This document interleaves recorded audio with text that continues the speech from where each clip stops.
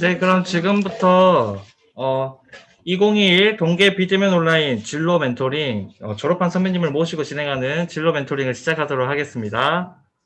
네, 오늘은 현장에 직접 와주신 멘토를 소개하도록 하겠습니다. 네, 11학번이시고요.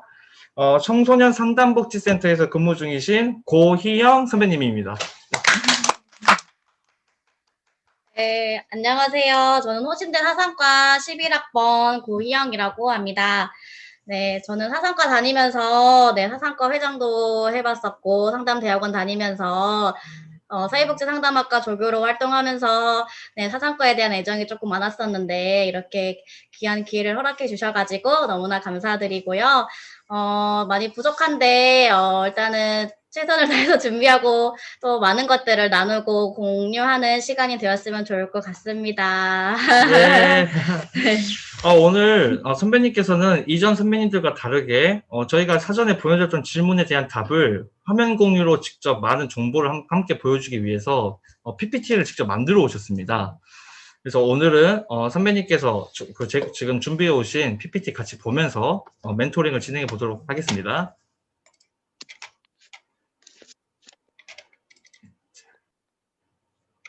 이런 거 안 보이네? 지금 보이는가? 이거 한번 봐볼래? 지금 PPT 화면이 보이실까요? 네. 이렇게 네, 네 맞습니다.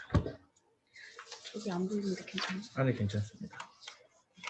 저는 우선 사상과를 졸업하고 상담대학원에 바로 진학을 해가지고 대학원 졸업한 후에 바로 청소년 상담복지센터, 광주광역시 청소년 상담복지센터라는 기관에 취업을 하게 되어서 지금까지 이 기관에서 2년 정도 일을 하고 또 육아휴직 1년 하고 다시 작년에 복직을 해가지고 현재까지 거의 5년 차 근무를 하고 있습니다. 먼저 이제 저희 센터를 간단하게 소개하도록 하겠습니다. 저희 센터는 광주광역시 청소년 상담복지센터라는 기관이고요. 저희 센터를 이제 운영하고 있는 법인은 한국청소년인권센터라는 곳에서 올해부터 이제 법인으로 이제 운영을 하고 있고요. 저희 센터는 1990년 2월 5일 날 이제 개소를 하게 되었고, 전국에 전국에 있는 청소년 상담복지센터에서 전국 최초로 지어진 최초의 설립 기관입니다. 그리고 우리 센터 주소는 지금 여기 동구중앙로라고 되어 있는데 충장로 예술의 거리 아시나요? 네. 금남로 사가역 그쪽에 위치해 있고요. 그리고 이제 전화는 061-1388, 청소년 전화 1388 많이 들어보셨죠? 그래서 이제 지역번호 062 저희 누르시고 이제 1388 누르시면은 저희 센터로 바로 연결이 되고요. 홈페이지랑 이메일은 이와 같고요. 그다음에 이용 대상은 청소년, 학부모, 청소년과 관련된 모든 사람들을 다 대상으로 하고 있고요. 저희 1388 청소년 전화는 365일 24시간 언제나 쉬지 않고 전화를 받고 있습니다. 그래서 주변에 혹여나 고민이 있으신 청소년들 있으면은 061-1388 누르시라고 꼭 전달해 주세요. 그리고 이제 저희 센터는 청소년 복지 지원법 제29조에 의해서 설립이 되었고요. 그리고 이제 저희 센터에서는 이제 115 우리 청소년들을 보호하고 있고, 그다음에 우리 청소년들을 발견하고 이 친구들을 구축하고 연계하는 그런 기관이고요. 상담을 통한 청소년 문제를 예방하고 해결하기 위해서 저희 센터가 적극적으로 도움을 주고 있습니다. 저희 센터의 조직 및 인력 상황을 보여드리면요. 우선 저희 직원은 총 다 합쳐가지고 한 57명 정도 같이 이제 저희 센터 소속되어서 근무를 하고 있고요. 화살표가 안 보이구나. 여기 보시면은 저희는 이제 여성가족부 안에 이제 광주광역시, 그다음에 이제 시 안에서 이제 저기 위탁 운영, 그리고 저희 센터장님 계시고 그 밑에 부장님, 그리고 저희가 팀이 총 4개 팀인데 저는 이제 그 중에서도 위기지원팀에서 근무를 하고 있어요. 이제 아무래도 청소년 동반자 같은 경우에는 전일제 청소년 동반자라고 해서 한 10명 정도 근무를 하고 계시고, 거기 시간제 동반자라고 해서 한 20여 명 정도 이제 근무를 하고 있고요. 기획운영팀은 2-3명 정도, 상담팀 한 5명, 교육연수팀 5명, 저희 위기지원팀은 7명에서 이제 근무를 하고 있습니다. 그리고 이제 주요 사업 소개라고 이제 하기에는 저희 센터 안에서 가장 중심적으로 잡고 있는 청소년 안전망이라는 사업을 운영하고 있는데요. 지역사회 청소년 통합 지원 체계라고 해가지고 우리 청소년 상담복지를 중심으로 청소년들에게 직접적으로 도움 줄 수 있는 기관들, 공공기관, 뭐 보호관찰소, 학교, 경찰서 등등 이런 기관들을 저희 센터를 중심으로 네, 운영을 하고 있습니다. 계속 이렇게 하는 거 맞나요? 네, 괜찮습니다. 네, 또 저희 사업 소개로 보면은 아까 이거는 저희가 간단하게 말씀드리고 넘어갈게요. 그 1388 청소년 전화는 아까 제가 말씀드렸던 거고, 그리고 개인 상담은 9세부터 24세 미만이면은 모든 청소년들이 이용할 수 있고요. 상담비는 무료입니다. 그리고 주요 사업으로는 사이버 상담하고 있고, 그 다음에 심리검사, 그 다음에 다양한 그 직장 상담을 하고 있고요.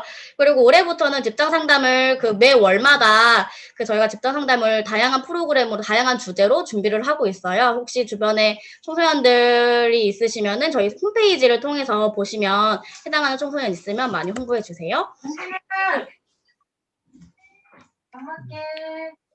잠시만요. 그냥 직접 진행하시면 네, 됩니다. 그리고 이제 그 다음 소개로는 이제 부모님 교육, 부모 교육을 운영하고 있고요. 그다음에 여러 파트의 이제 지도자 과정 워크숍을 저희가 진행을 해주고 있습니다. 그리고 청소년 동반자라고 해가지고 이제 찾아가는 서비스 진행하고 있고요. 그리고 또 저의 또 주요 사업인 일시보호소 운영도 하고 있습니다. 그리고 미디어 스마트폰과 관련해가지고 인터넷 스마트폰 과오존 친구들 대상으로 하는 사업도 진행하고 있고요. 그럼 특화 사업으로 교육청, 뭐 경찰청, 법원 이렇게 위탁 사업으로도 운영을 하고 있습니다. 그리고 또 이제 질문을 보시면 저가 뭐 어디에 속해 있고 저가 주로 있는 팀에 대한 설명을 조금 해줬으면 좋겠다라고 하셔가지고 그 중에 많은 사업들 중에 저희 팀에 대해서 그리고 또 제가 주로 맡고 있는 여러 사업들 중에서도 그나마 대표적인 거 골라가지고 이제 왔는데요.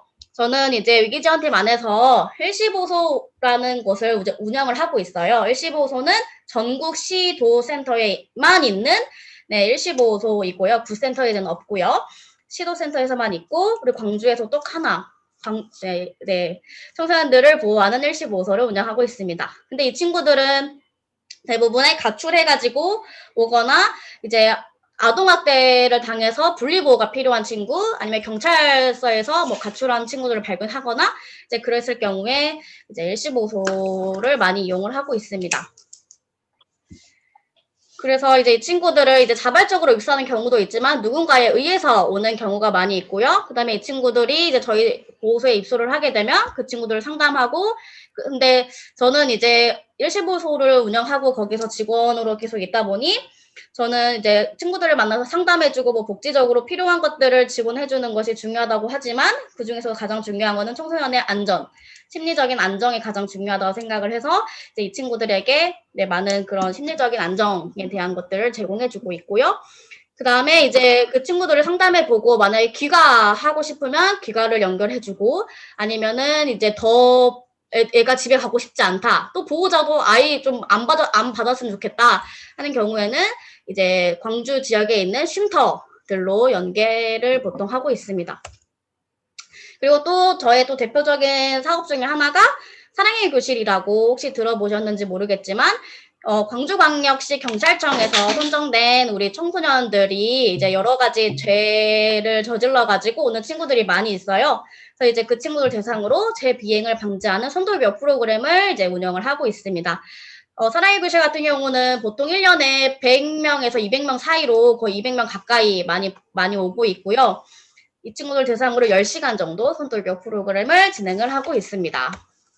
네, 이렇게 해가지고 뭐 저 소개나 센터 소개 이렇게 해봤는데 혹시 여기까지 궁금한 거 있으실까요? 제가 진행을 안 해. 네, 오늘 선배님, 오늘 멘토링 선배님께서는, 네네. 오늘 멘토 선생님께서는, 준비를 너무 잘해주셔가지고, 저희 사회자가 중간에 뭐 질문을 받거나 그럴 시간이 없었는데요. 지금까지 궁금한 점 있으시면은 언제든지 질문해 주시면 감사할 것 같습니다. 지금 혹시 뭐 궁금한 거 있으셨을까요? 이제 중간에 얘기하시는 거 중에서 이제 지금은 임시보호소에 에서 주 업무를 하고 계시다고 들었는데 이제 그게 쉼터와 어떤 차이가 있는지 궁금합니다. 저희 일시보호소 같은 경우에는 그 긴급하게 정말 24시간 내에 보호가 필요한 친구들을 보호를 하고 있고요. 이 친구들 24시간 내에 이게 좀 지날 경우에는 저희가 보통 보호자에게 가게끔 귀가 지원을 한다거나 단기 쉼터를 간다거나 하고 있고, 근데 24시간 이외에도 거의 한 2, 3일, 때로는 거의 일주일 동안 보호를 한 적이 있어요. 이건 부득이한 경우인데, 이럴 경우가 또 어떤 경우냐 하면은, 그 뭐 아동보호 전문 기관이나 이런 타 기관에서 이 친구들을 대상으로 조금 더 사례 진행을 위해서 필요한 그 조사 기관들이 있어요. 그런 기관일 경우에는 이제 부탁받으면 저희가 조금 더 장기간 보호를 하고 있고, 만약 단기 쉼터를 가게 되면은 이게 보호 기간이 달라지거든요. 저희는 24시간 보호가 원칙이고, 단기 쉼터는 뭐 3개월에서 6개월, 뭐 이렇게 장기적으로 기간에 따라서 단기 쉼터는 그렇게 진행되고, 중장기는 뭐 6개월, 뭐 1년, 3년 뭐 이렇게 기간별로 우리 친구들이 원하는 기간에 따라 가지고 저희가 보통 연계를 하고 있습니다. 네, 뭐 이제 다음 실시간으로 질문해 주셨는데요. 선배님의 그 근무 센터가 너무 많나 봐요. 본인이 대학을 졸업하면 바로 거기 취직이 가능하냐고 물어보는데. 네, 저희는 대학 졸업하면 바로 오기는 아쉽겠지만 좀 어렵고요. 저희 센터는 그 석사 이상, 그리고 또 자격증, 청소년 상담사 자격증이나 또 다양한 뭐 상담학회 자격증 같은 거랑, 그리고 또 이제 경력까지 있으면은 이제 완벽하게 이제 취업을 할 수는 있습니다. 네, 잠시만요. 네, 다음입니다. 지역 제한이 있냐고 물어보시네요. 지역 제한은 딱히 없고요. 저도 제주도 사람이어가지고 그렇게 뭐 딱히 그런 건 없고요. 그 저희 센터 같은 경우에는 전국에 총 합쳐서 220 몇 개 정도 있는 걸로 알고 있어요. 그래서 각 지역마다 그 청소년 상담복지센터는 있는 걸로 알고 있어가지고, 네. 그쪽으로 만약에 그 지역에 속하시면 그 지역에 있는 청소년 상담복지센터를, 네, 알아보시면 좋을 것 같습니다. 네, 질문이 또. 사회복지법인, 사단법인은 뭐 사업 주체가 뭐 국가기관이냐 아니면 종교단체에서 운영되는 것이냐라고 물어보시는 거예요. 저희가 네. 저희 법인 같은 경우에는 종교랑 전혀 관련이 없고요. 그리고 뭐 사단 법인이 사업 주체 이런 것까지는 사실 저희는 아직 그 말단 상담원이 있기 때문에 그런 법인과 관련된 것까지는 저희가 사실은 말씀드리기가 저는 잘 모르는 부분이어가지고 조금 어렵습니다. 네. 네, 그러니까 뭐 저희가 이전까지는 저희가 모신 멘토 선배님 중에는 프리랜서 상담사가 있었거든요. 이제 프리랜서 상담사 선배님하고는 이제 아예 다른 거죠. 이제 센터에서 직원으로 근무를 하시니. 네. 그 프리랜서 같은 경우는 시간제 동반자를 말씀하시는 것 같아요. 그 상담 사례가 있을 때 찾아가는 상담을 한다거나 그쪽에 그 아이가 있는 뭐 지역아동센터나 뭐 그쪽에 있는 학교나 이렇게 찾아가는 상담을 말하는 것 같고, 저 같은 경우는 저는 정규직이고요. 그 센터에서 이제 상근직으로 근무를 하고 있습니다. 선배님도 혹시 프리랜서 생활을 하신 적 있으신가요? 아니요, 저는 프리랜서는 하진 않았고요. 그 대학원 다닐 때 이제 교육청에서 운영하는 그 멘토 이렇게 수당을 받고 하는 멘토 네네네네. 사업이랑, 그리고 서부교육청에서 그 학습 코칭이라고 거기서 이제 친구들을 이제 학교에 찾아가가지고 상담하는 것도, 네, 뭐 프리랜서는 아니지만 그런 비슷한 종류로 한번 해본 적은 있어요. 네, 선배님이 이제 일시보호소에서 이제 아이들의 어떤 안전과 안정을 위해서 힘을 쓰신다고 하셨는데, 그 안전과 안정을 위해서 어떤 뭐 상담을 하시거나 또 어떤 다른 행동을. 저희 아까 제가 061388을 강조했던 것이 우리 친구들이 진짜 실제로 가출을 해서 부모님이랑 싸웠을 때 가출을 해가지고 061388 전화를 해서 선생님 저 가출을 했어요. 저 좀 도와주세요라고 하는 경우에 저희가 저희 기관에서 운영하는 차량이 있어요. 등기구조 차량이라고 해가지고 저희 선생님들이 너 그래 어디 있니 하고 이제 차량을 이제 이용해서 그 친구에게 픽업을 가서 그 친구들을 데리고 와서 그래서 입소를 시킨 후에 저희가 이제 이 친구가 엄마랑 어떤 점이 힘들었고 이런 상담을 충분히 해주고 그 친구들에게 이제 이런 상담적인 것과 이런 복지적인 서비스들을 제공을 네, 해주고 있죠. 네, 선배님 그 말하시다가 음료수도 한 번씩. 네. 네네네. 다음 질문은 그럼 제가. 네네네. 제가 하나 더 궁금한 게 있습니다. 네. 그러면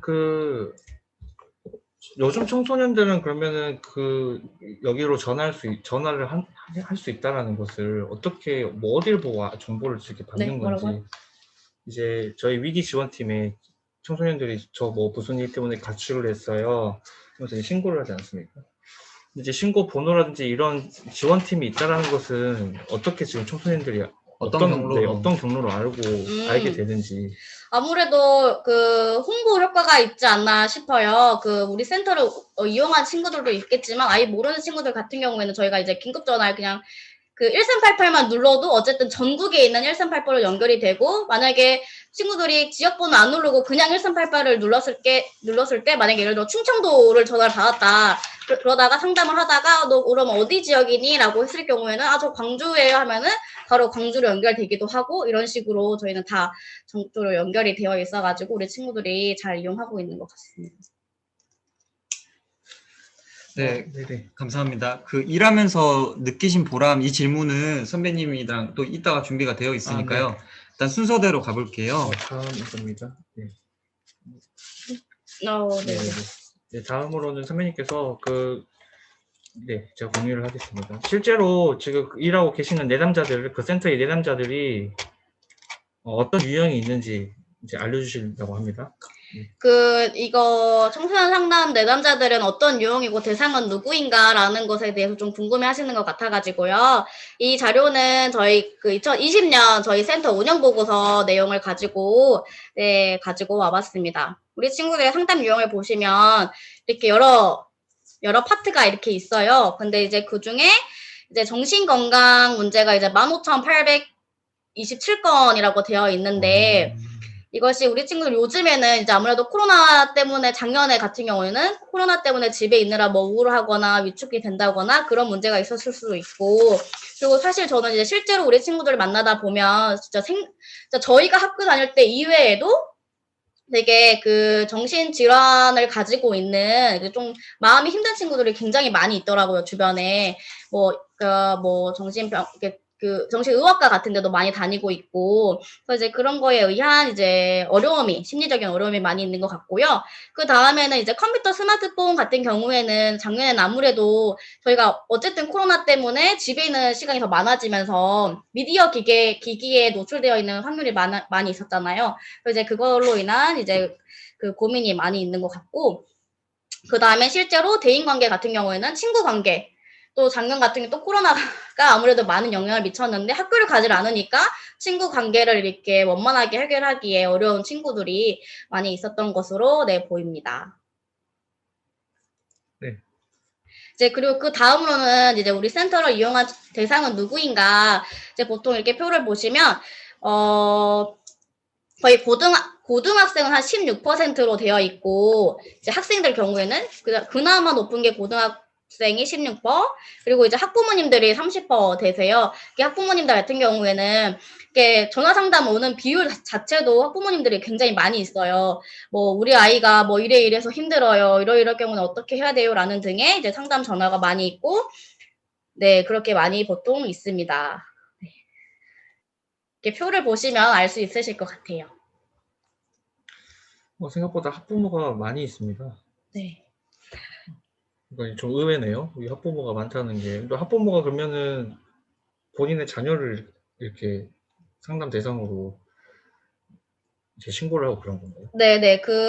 아무래도 작년에 코로나 때문에 집에 많이 있어서 아이들 자체도 상담 주제가 엄마랑 집에 있느라 너무 싸워요. 뭐 갈등이 많이 있어요. 라는 주제도 많이 있었고, 부모님은 또 부모님 나름대로 아이랑 계속 붙어 있고 보고 있으니까 그에 따른 고민들이 계속 있었던 것으로 보입니다. 네. 다음으로는 청소년 상담의 형태, 도구, 방법에 대해서 알려주신다고 합니다. 네, 청소년 상담이라고 해가지고 뭐 특별하게 다를 건 없고요. 그냥 그 저희 센터에서는 보통 한 번 상담을 하게 되면 10회기 정도 상담을 하고 있어요. 그래서 뭐 청소년 개인 상담, 뭐 부모님 상담, 또 상담하다가 필요하면은 심리 검사도 하고 있고, 뭐 이제 놀이치료나 미술치료도 하고 있고요. 그 이후에는 뭐 추수 상담까지도 뭐 여러 청소년 지원단을 통해서 연계를 하고 있는데, 이게 보시면은 아무래도 뭐 형태나 도구 같은 경우에는 뭐 놀이치료 같은 경우에는 이제 피규어나 보드게임을 이용해가지고 우리 친구들 특히 초등학생 같은 경우에는 너무 어린 나이일 경우에는 도구를 많이 사용하고 있고요. 그리고 또 심리검사 같은 경우에는 심리검사를 이제 활용할 수 있는 그 자격을 갖춘 선생님들 한해서 뭐 MBTI나 MMPI나 막 그런 그 심리검사들을 네, 이용을 하고 있습니다. 여러분 지금까지 계속 멘토링 진행 중인데 언제든지 궁금한 게 있으시면 채팅에 쳐주시면 감사할 것 같습니다. 네, 그러면 다음 질문으로요. 선배님께서는 처음부터 청소년 상담에 관심이 있으셨는지, 혹시 그렇다면 어떤 이유로 청소년 상담에 관심을 가지게 되셨는지 궁금합니다. 저는 사실 처음에 그 사회복지 상담학과 와서 사실은 상담 쪽에는 크게 처음에는 관심이 많이는 없었던 게 사실이고요.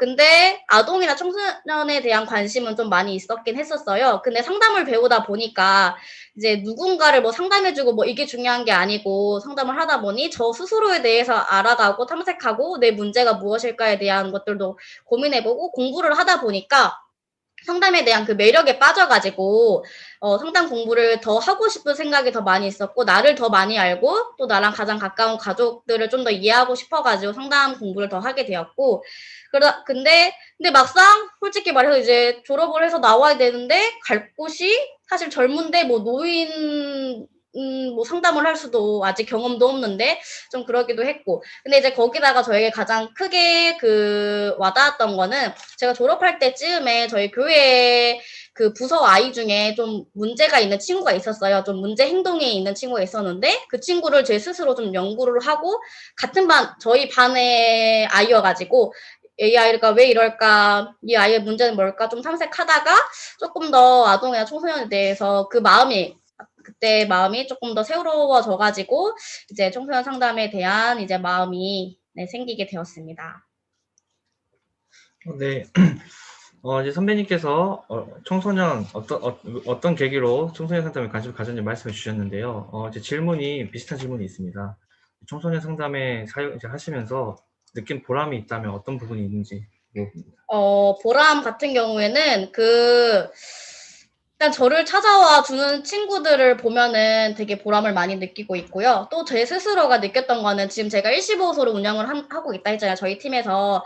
근데 이제 제가 저도 이제 아기가 있는데요. 아기가 있기 전에 내가 아이들을 바라보는 마음이랑 또 내가 내 아이가 있고 다른 아이들을 바라볼 때 그 마음이 그 달라진 모습을 제 스스로 느낄 때가 있었어요. 그래서 이제 그런 걸 느낄 때마다 내가 여기에 있는 이유가 이런 친구들 돌보기 위함이구나라는 마음들이 많이 느껴질 때 참 보람을 많이 느끼고 있습니다. 네, 서동금 학우님께서 질문 주셨는데요. 호신대학교 상담대학원에서 상담과로 공부하는 계기는 어떻게 되신가요?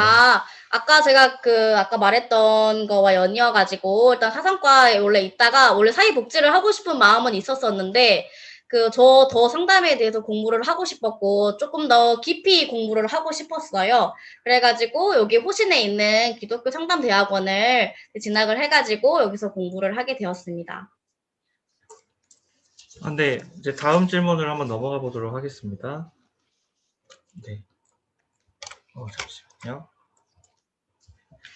청소년 상담사 자격증에 대한 정보가 궁금한 학우들이 있었는데, 네, 선배님께서 준비해 주셨네요. 한번. 네, 청소년 상담사 자격증이라고 해가지고 사실 검색하면서 나오긴 하는데 우선은 대학 졸업하면은 가질 수 있는 것이 일단 3급 자격증이고요. 그리고 이제 2급은 석사를 졸업하거나 좀 경력이 있으면 2급에 딸 수 있긴 한데 제가 생각하기에는 아무래도 청소년 관련 상담 자격증은 이제 청소년 상담사가 가장 국가에서 어쨌든 국가 자격증이라고 있는 거여가지고 어쨌든 선생님들, 그러니까 학우님들이 졸업할 때쯤에는 꼭 청소년 상담사를 뭐 내가 복지를 한다고 하더라도 어쨌든 딸 수 있는 자격이 되니까 그 자격을 꼭 많이 누리시고 이 자격증을 꼭 땄으면은 좋을 것 같습니다. 선배님이 잠깐 여기 말씀하셨는데 그 상급이 청소년 상담사 상급이 졸업을 하면 그 시험에 응시할 수 있는 자격이 나오는 거죠? 네네네네. 네, 이 부분에 대해서 조금 혼동하시는 학우님들이 계셔서 네, 다시 한번 짚고 넘어가겠습니다. 네, 그러니까 여러분 이게 졸업한다고 해서 자격증이 바로 나오는 게 아닙니다.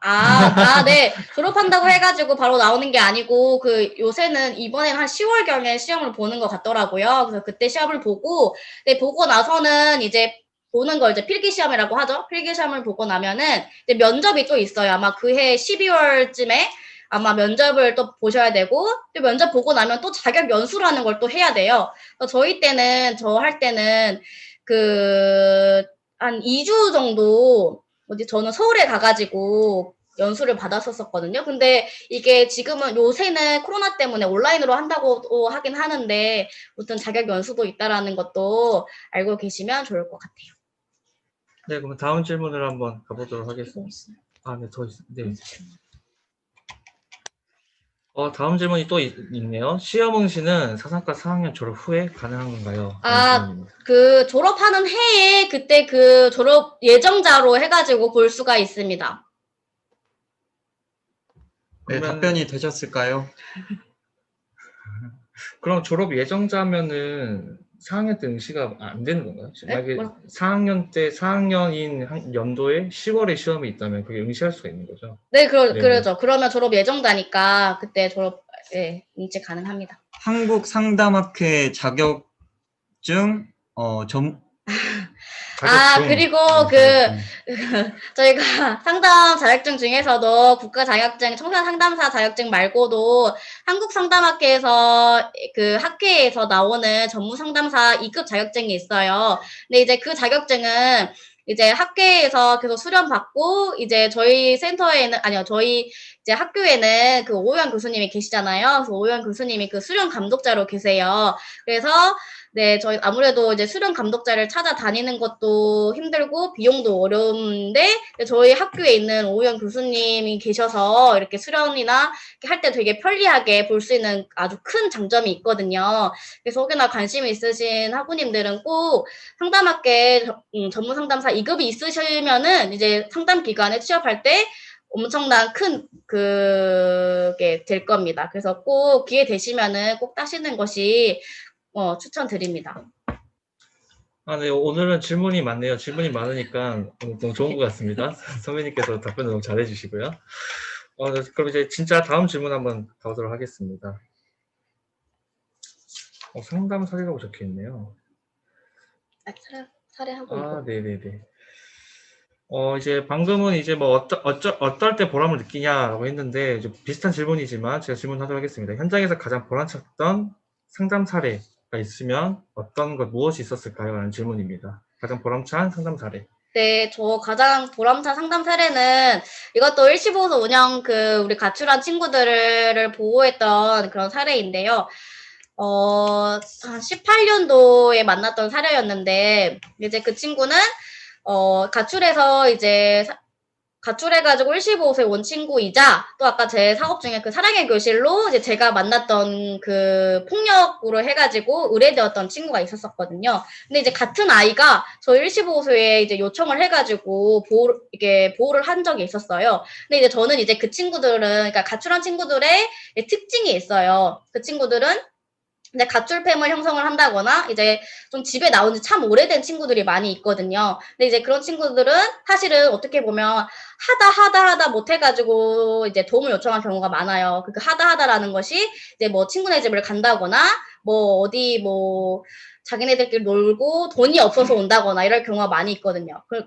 그런 친구들의 특징은 이제 밥을 많이 못 먹어요. 거의 하루에 한 끼 뭐 먹어봐야 라면 같은 거 먹고 이제 그런 친구들이 많이 있는데 근데 그 친구 같은 경우는 저는 우리 친구들에게 오면 그냥 간단하게 뭐 먹을 수 있는 뭐 스팸, 계란에다가 스팸 이렇게 붙여서 준다거나 이제 그런 식으로 해가지고 그 친구들에게 밥을 이렇게 제공을 한 적이 있었어요. 근데 그 친구가 그거를 기억을 해가지고, 네, 저희 115소에 와서 이제 똑똑똑 해가지고 본인이 이제 그 스팸이 너무 기억나서 스팸 먹고 싶어서 왔다 하는 친구가 있었었거든요. 그래서 저는 이제 그때에 그 친구들 보고 저는 이제 마음가짐이 달라졌죠. 아, 나의 이렇게 사소하게 나는 누군가에게 밥을 따뜻한 밥 한 끼를 차려줬는데 이거를 기억하고 따뜻한 마음으로 기억하고 나를 찾아와는 친구들이 있었구나 하는 그때의 기억으로 인해서 저는 지금까지도 우리 친구 한 사람 한 사람 만날 때마다 그런 마음으로 제공해지고 있습니다.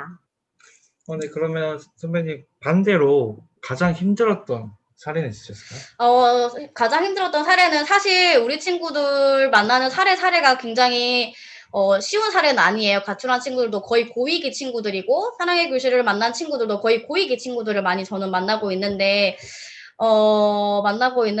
그나마 좀 기억에 남는 거는 작년에 저희가 코로나로 인해서 저희 한참 코로나 광주 지역이 심했을 때 7월, 8월경에 저희 모든 기관들이 공공기관이나 모든 저희 센터나 모든 기관들이 휴관을 한 적이 있었어요. 휴관을 해서 이제 저희 센터만 원래 보통은 휴관을 하고 115호소는 거의 휴관을 많이 안 하긴 했었는데 마침 115호소까지 휴관이 된 거예요. 근데 어느 날 이제 어느 지구대에서 전화가 왔어요. 띠리리리링 하면서 아동보 전문 기관이라는 곳에서 이제 우리 친구랑 아빠랑 뭐 이렇게 폭력 사건이 있어서 분리가 필요하다. 혹시 이제 115를 가능하냐 했는데 근데 저희는 지금 휴관 상태라 115가 되지 않은 상황. 안 되는 상황이었어요. 그래서 혹시 상담이 필요하면 저희가 이제 상담 지원 가겠다 해가지고 제가 어느 지구대를 가가지고 이제 친구를 만나고 아동보호 전문가 선생님 또 경찰관이랑 해가지고 이제 우리 친구들 도움을 줄 수 있게끔 어쨌든 이런 상황들이 벌어졌어요. 근데 결론은 이 친구가 가장 원하는 거는 이제 일시 보호였고 긴급 분리였는데 저희 어쨌든 코로나 상황으로 인해서 어쨌든 시 행정명령상 이제 115호소가 이제 휴관 상태로 인해서 보호할 수 없게 되었던 거. 저는 이제 그 사건이 저로서는 어떻게 도와줄 수 없는 상황. 마음은 도와주고 싶은데 참 도와주기 어려웠던 그 환경에 대해서 가장 어려웠던 사례로 말씀드리고 싶습니다. 네, 많이 들어보실 것 같네요. 네. 중간에 질문이 하나 들어왔습니다. 서동근 학우님께서 본인이 나이가 많은데 상담사로서 활동할 수 있나요? 이렇게 여쭤보셨네요. 오히려 나이가 저는 많고, 나이가 많으시면은 젊은 세대보다 더 많은 경험들을 가지고 있으셔서, 오히려 상담할 때, 내담자들에게 또 학부모님들 만날 때도 굉장히 큰 도움을 줄 수 있을 거라고 저는 생각이 듭니다.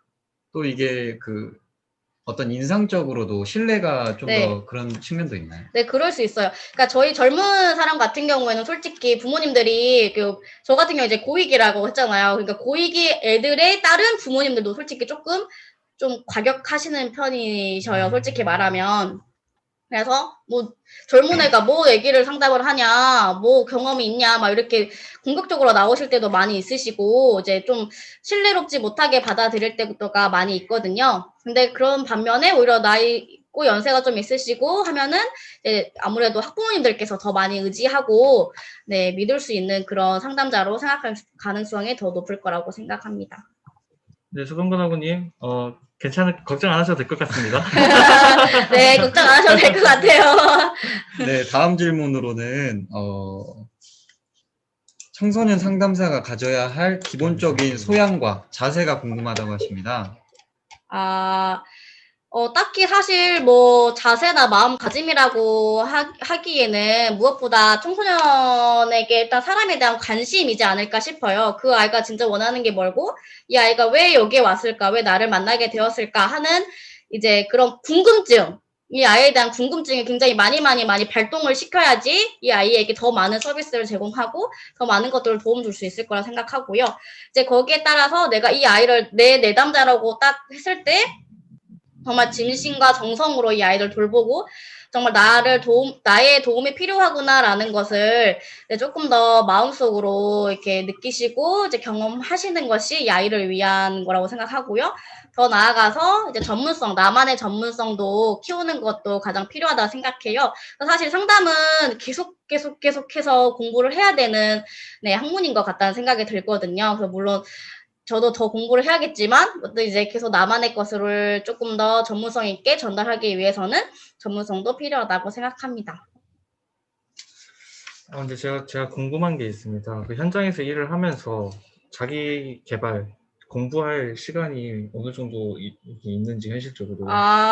네, 솔직히 말해서 저는 지금 아기를 키우면서 육아를 하면서 일을 하고 있는 워킹맘이에요. 사실 그러다 보니까 일을 할 수 있는, 자기 관리를 할 수 있는 그 시간이 전혀 안 되긴 하거든요. 근데 이제 제가 이제 목표를 세운 것이 어쨌든 출근을 제가 조금 빨리 하거든요. 그래서 짬짬이 그 시간들을 조금 더 해서 저는 이제 올해 저의 계획은 이렇게 여러 상담에도 여러 학문 이론적인 것들이 굉장히 많이 있잖아요. 프로이트부터 해가지고 뭐 여러 이론들이 많이 있는데 나만의 이론을 조금 더 전문적으로 한번 해보자 하고 저는 이제 올해는 이제 긍정심리학을 조금 더 공부를 해보고자 해서 이제 출근 전 20분 정도 이제 이론책을 먼저 일단 지금 2월이니까 이론책을 먼저 지금 공부해보고 있는 상황에 있고요.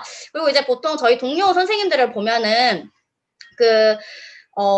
이제 이론, 프로이트면 프로이트, 애착 이론이면 애착 이론, 게슈탈트, 이렇게 이론적으로 각 센터마다 이렇게 공개 사례 발표나 이렇게 하는 그런 기관들이 있거든요. 수련받고 하는 기관. 그래서 그런 기관도 찾아가지고 하는 것도 좋은 방법인 것 같아요.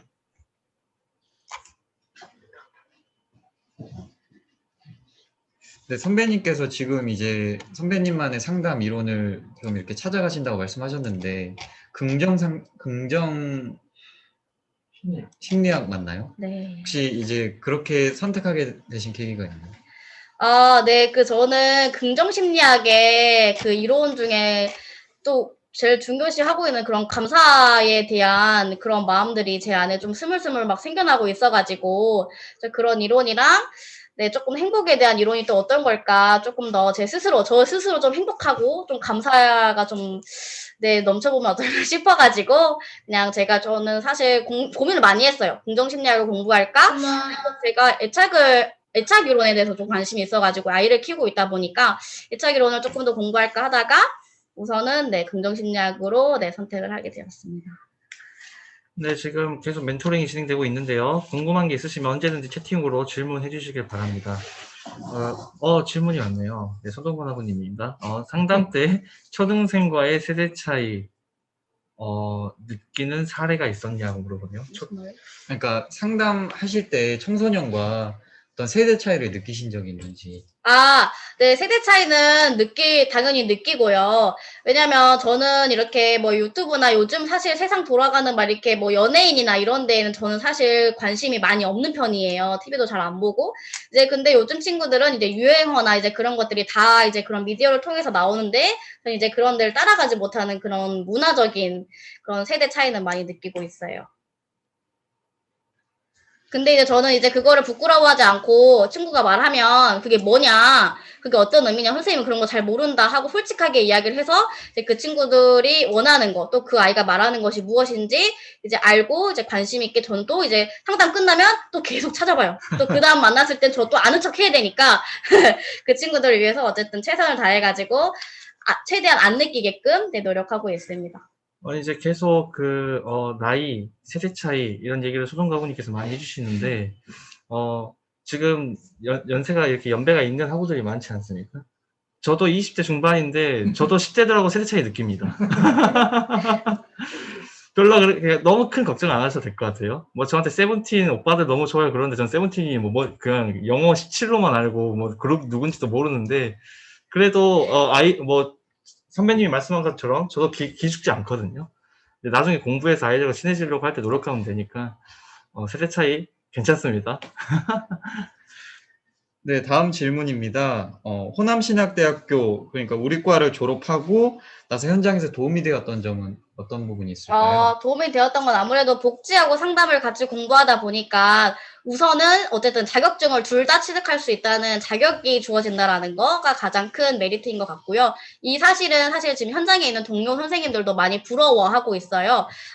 이렇게 청소년 상담사나 전문 상담학회 이렇게 상담사 자격증도 따로 갖고 있고, 거기다가 이제 사회복지 어쨌든 저희 졸업하면 2급이 나오잖아요. 근데 조금 공부하면 1급을 딸 수 있으니까 1급은 무조건 꼭 따 놓으시고요. 네, 그래서 사회복지 자격증, 뭐 상담 자격증 둘 다 딸 수 있는 거에 대한 장점이랑, 그리고 사실 뭐 선택의 폭이 넓다는 거, 우리에게 넓다라는 거 가장 큰 장점인 것 같고요. 그리고 이제 학문적으로 실제로 우리 현장에서 아이들을 만났을 때에도 상담 플러스 복지, 또 복지 플러스 상담 이렇게 해가지고 같이, 사실 복지하고 상담은 각자 개별적인 그 학문이라고 하겠지만 그렇게 다른 것 같진 않고, 저는 어쨌든 서로 융합해가지고 하는 것이 가장 필요하다 생각을 하거든요. 그래서, 네. 그래서 저는 이거에 대한 장점을, 네, 꼭 꼽고 싶습니다. 저희 학교 사회복지 상담학과 좋은 학교입니다. 네. 네. 뭐 매번 멘토 선생님께서 말씀하시지만 복지와 상담은 서로 따로가 아니라 연관이 많이 되는 과목이고, 제가 폭도 넓고 깊이도 많이 배울 수 있다는 거죠. 그리고 매번 말씀하시지만 1급 꼭 따라고 하시네요. 모든 멘토 선생님들이 공통적인 말입니다. 1급, 사회복지사 1급 얘기를 많이 하시는 것 같습니다. 이제 중간에 또 질문이 왔는데요. 청소년들, 클라이언트들이 서비스를 받기 전과 받기 후 변하는 게 많이 느껴지냐고 물어봅니다. 네, 엄청 많이 느끼고 있고요. 우선 우리 친구들이 어쨌든 상담 의뢰돼서 오는 친구들 같은 경우는 청소년들이 선생님 저 상담해주세요라고 해가지고 오는 경우는 솔직히 별로 많이는 없고요. 뭐 엄마에 의해서, 선생님에 의해서, 뭐 어느 기관에 의해서 오는 친구들이 거의 보통 많이 있고, 아니면 솔직히 전화 상담을 통해 선생님 저 고민이 있어요 해가지고 상담 연결된 친구들도 물론 있지만, 어쨌든 누군가에 의해서 끌려온 친구들이 거의 많이 있거든요. 근데 그런 친구들이 어쨌든 비내담자라고 하죠. 근데 그 친구들이 끌려왔으니까 당연히 자기 이야기에 대해서 하려고 하지 않고 꿍에 있는 친구들이 많이 있었는데, 보통 거의 그래요. 그런데 이제 계속 만나고 하다 보면 자기에 대한 이야기 많이 개방적으로 이야기를 해준다거나, 그리고 그 아이의 문제 행동, 그 상담 끝날 때마다 이렇게 매 회기마다 과제를 내준다거나 할 때도 그 아이가 과제를 이뤘을 때 그 스스로에 대한 성취감을 느낀다거나 자존감이 조금씩 높아진다라는 것도, 네, 거의 상담 회기가 끝날 때쯤에는, 네, 그것이 바로 발견되기도 하고, 스스로도 그걸 그 청소년 아이들이 스스로 느낀 경우도 많이 있거든요. 네, 그렇습니다. 이거는 이제 제 개인적으로 궁금한 건데요. 이제 청소년 아이들이 어떤 가정에서 문제가 생겨서 오면은 청소년 아이들을 이렇게 상담할 수 있지만, 사실 청소년 아이들은 가정으로 돌아가는 경우도 많고, 그러다 보면은 그 문제의 요인이 가정에 있을 수도 있는 거잖아요. 그런 부분에 대해서는 혹시 어떤 조치가 필요하거나 어떻게 하시는? 이와 관련해서는 요즘에 많이 이슈화되고 있는 아동학대 사건이 굉장히 많이 이슈가 되고 있잖아요. 저희가 연말부터 해가지고 계속 연초에 계속 기사 볼 때마다 계속 아동학대 얘기가 많이 나오고 있는데, 이런 경우에는 이제 상담을 하다가 아동학대가 좀 학대 의심이 되는 사건들이 굉장히 많이 있어요. 방임이라거나 폭력이라거나 언어폭력이라거나 굉장히 많이 있는데, 이럴 경우에는 사실은 가정으로 돌려보내는 것이 막 좋긴 하겠지만, 이럴 경우엔 저희는 이제 그 보호자와 이제 아이가 만약에 혹시 분리가 필요하다 생각할 경우에는 저희가 분리가 될 경우가 굉장히 많이 있거든요. 근데 분리를 하게 되면 이 아이가 어디에 있는지, 누가 지금 보호하고 있는지에 대해서는 저희가 일체 알려주지 않는 것이 저희 그 아동학대 신고 의무자이거든요. 그래서 아동학대가 이제 발견되거나 이제 그럴 경우에는 저희는 이제, 네, 부모님한테 알리진 않고 이제 아동보호 전문기관이나 경찰서와 같은 기관에 저희는 도움을 요청을 하고 있습니다. 네, 그럼 이제 저희가 준비한 질문 중에 마지막 질문인데요. 이게 이제 선배님께서 어떤 질문을 답을 해주실지 기대가 많이 되는데, 지금 이제 저희 후배들 중에는 선배님처럼 청소년 상담을 준비하는 학우들도 있습니다. 그래서 이제 그리고 정말 현실적인 조언을 한번 해주시면 좋을 것 같습니다. 네, 저도 현실적인 걸 좋아해가지고, 일단은 먼저 현장 경험이 가장 중요한 것 같아요.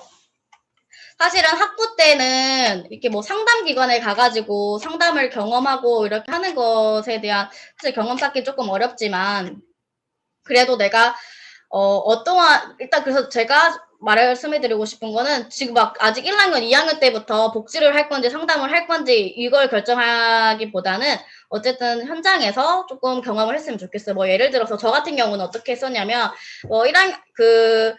각 학년마다 배우는 그 이론들이 있잖아요. 아동복지론 배우는 학기가 있을 거고, 노인복지론 배우는 학기가 있을 거고, 뭐 장애인 복지를 배우는 그 학기가 있을 거예요. 그러면 그 학기에 맞게 이제 학교에서 배우는 이론 플러스 이제 현장 경험은 이제 저희가 직접 발로 뛰어서 나가서 경험을 하는 걸로 하면 좋을 것 같거든요. 뭐 예를 들어 노인복지는 뭐 어디 노인 그 관련된 기관을 간다거나 이렇게 그래서 저는 다양한 그 복지 안에서 다양한 경험들을 좀 많이 했던 것 같아요. 그래서 거기서 나중에 3, 4학년 돼서는 그때, 내가 그때 경험을 해봤었는데, 이 경험이 나한테 좀 맞다, 안 맞다가 그때 조금 판가름 많이 나거든요. 그래서 그때 좀 많이, 네, 참고하면 좋을 것 같고요. 그래서 그만큼 현장 경험이 많이 중요하다. 그리고 현장 경험 안에서도 좀 그 공권력 있고 좀 공공기관이나 조금 큰 기관으로 가셔가지고 그래도 나의 경력 쌓는 데 도움이 될 만한 곳으로 가면 더 좋을 것 같고요. 그리고 아까 또 제가 계속 말했던 것은 자격증, 청소년 상담사 자격증이랑 그 사회복지사 1급은 꼭 따시고, 사회복지 1급은 상담 아니어도 꼭 따시고요. 그리고 이제 만약 상담을 조금 더 깊이 있게 관심 있게 하고 싶다 하는 경우에는 그 한국상담학회 전문상담사 자격증도 꼭 따시고요. 그리고 이제 마지막에 소통이랑 학교 생활인데요. 이 소통은 제일 먼저 일단 교수님들이랑 많이 친해져야 돼요. 어쨌든 우리 사회복지 상담학과 안에서는 어쨌든 박일련 교수님이 가장 많이 학과장을 계속 오래 있으시고 계속 중심 잡고 계시잖아요. 그래서 어쨌든 네, 교수님들이랑 어쨌든 많이 친해지시고 연락도 많이 하시고 네, 그런 경험들이 많이 필요할 것 같고요. 그리고 또 선후배 안에서도 많이 도움을 많이 주고받는 것도 중요한 것 같아요. 현장에 나가면 선배랑 만나는 현장이 되게 많이 있거든요. 그래서 선후배랑 이게 굳이 뭐 엄청 친구처럼 지내라는 것이 아니고 이게 나중에 현장에 나갔을 때 내가 저 우리 학교 선배님이셨는데만 할 게 아니라 안녕하세요 저 누구였어요 막 이렇게 얘기할 수 있는 그런 관계 꼭 만드시는 것도 중요하다는 생각이 듭니다. 선후배 관계도 중요하다는 생각 들고 교수님과의 관계 그리고 또 학교 생활 같은 경우에는 최대한 학교에서 누릴 수 있는 것들 많이 누리시는 것이 좋아요. 그래서 학교에서 그냥 가만히 이렇게 있는 것이 아니고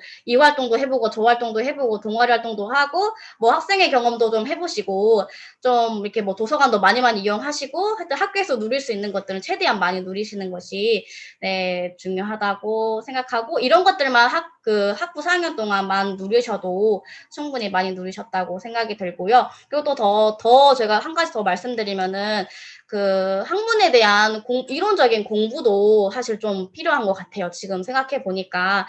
그래서 조금 뭐 다양한 현장 경험도 중요하지만 꼭 자기만의 그런 이론 가지고 있는 것도 중요하다는 생각을 합니다.